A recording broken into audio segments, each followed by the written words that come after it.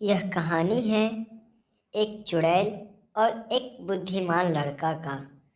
एक समय की बात है, एक छोटे से गांव के पास एक डरावना जंगल था। उस जंगल में रहने वाली एक चुड़ैल के बारे में कई डरावनी कहानियाँ प्रचलित थी। कहा जाता था कि जो भी रात में उस जंगल से गुजरता है वह गायब हो जाता है, वह जंगल में समा जाता है, वह कभी अपने घर वापस लौट के नहीं आता है। गांव में एक बुद्धिमान और निडर लड़का रहता था जिसका नाम रवि था। वह हमेशा सच्चाई और अच्छाई में विश्वास रखता था। एक दिन उसकी माँ बीमार पड़ गई और दवा लाने के लिए उसे शहर जाना पड़ता, लेकिन शहर जाने की रास्ता उसी घने जंगल की ओर से निकलता था जहाँ कहा जाता है कि उस घने जंगल में चुड़ैल की बास है।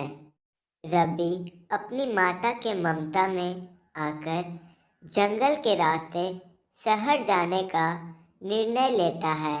वह कहता है, मैं जंगल के रास्ते शहर जाऊंगा और दवाई लेकर आऊंगा। मुझे नहीं लगता कि उस अंधेरे जंगल में कोई चुड़ैल भी रहती है। बस लोगों के अंदर एक ऐसा भरम है कि उस जंगल में चुड़ैल। रवि अपनी माँ के दवाई लाने के लिए उस घने और अंधेरे जंगल के रास्ते शहर जाने का निश्चय करता है और वह शहर जाने के लिए निकल जाता है जंगल के। रवि जैसे ही जंगल के बीचों बीच पहुंचता है तो वह देखता है कि उसके सामने एक चुड़ैल आकर प्रकट हो गई है। चुड़ैल रवि से बोलती है, रुको, तुम कौन हो जो तुम इस जंगल में आए हो? क्या तुम्हें पता नहीं है कि इस जंगल में मेरा राज चलता है? लोग आते हैं तो अपने मर्जी से, लेकिन जाते मेरे मर्जी से है। तुम्हें यह बात पता नहीं था? रवि चुड़ैल से बोलता है, मैं रवि हूँ। मैं जंगल के रास्ते अपनी माँ के लिए शहर जाकर दवाई लाने के लिए इस जंगल में आया था, पर मुझे पता था कि इस जंगल में कोई चुड़ैल रहती है। पर आप इस जंगल में क्यों रहते हैं? और जो लोग भी इस जंगल में आते हैं, आप उसे परेशान क्यों करते हैं? आप मुझे रास्ता दीजिए, मैं शहर जाऊंगा और अपनी माँ के लिए दवाई लेकर आऊँगा, क्योंकि मेरी माँ का तबीयत बहुत ज़ोर से खराब है। अगर जो मैं टाइम से दवा लेकर नहीं पहुँचा तो ना जाने मेरी माँ के साथ क्या हो जाएगा। इसलिए आप मुझे रास्ता दीजिए और मुझे शहर जाने दीजिए, वहाँ जाकर मैं दवाई लूँगा। चुड़ैल रवि से बोलती है, जो कोई भी इस जंगल में आया है वह कभी वापस लौटकर अपने घर नहीं गया है। अगर जो तुम इस जंगल से वापस जाना चाहते हो तो मैं तुम्हें 3 पहेलियाँ दूंगी जिसका सही सही जवाब तुझे देना होगा। अगर जो तुम इस पहेलियाँ का सही जवाब दे दिए तो मैं तुम्हें जाने दूंगा और शहर भी जाकर अपनी माँ के लिए तुम दवाई भी ले लेना। अगर जो तुम इस पहेलियों का सही जवाब नहीं दोगे तो मैं जैसे सबके साथ करती हूँ वैसे ही तुम्हारे साथ भी करूँगी और तुम कभी भी जिंदा बचकर अपने घर वापस नहीं जा पाओगे, तो समझ जाओ। रवि चुड़ैल की बात मान जाता है और चुड़ैल उससे पहली पहेली बोलती है। वह क्या है जो जितना ज़्यादा बांटते हैं उतना ही बढ़ता है?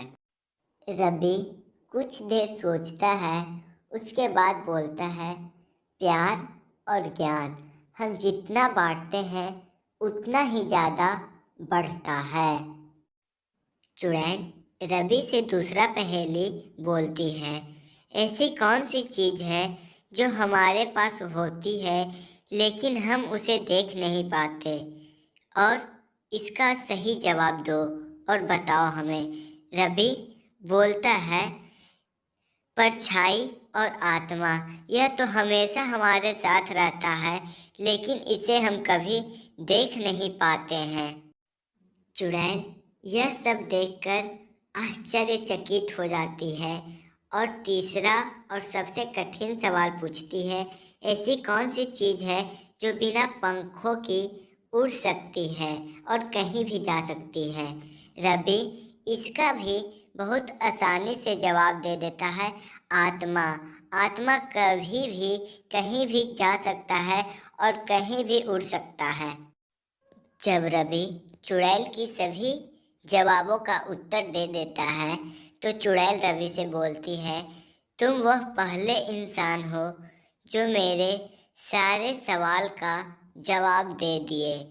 जो भी इस जंगल में आया था मैं उससे भी ये सब सवाल पूछती थी, लेकिन कोई भी नहीं बोलता था। मैं एक शराब के कारण चुड़ैल बनी थी और मैं अब मुक्त भी हो जाऊंगी। उधर चुड़ैल भी मुक्त हो जाती है और इधर शहर से दवाई लेकर रवि भी अपने गांव वापस लौट जाता है और उसकी माँ भी एकदम बिल्कुल ठीक हो जाती है। तो दोस्तों, इस कहानी से हमें यह शिक्षा मिलता है कि बुद्धिमानी और साहस से हमें बड़ी से बड़ी समस्या का भी हल निकाल सकते हैं। तो हमेशा बुद्धिमानी और साहस से काम करें।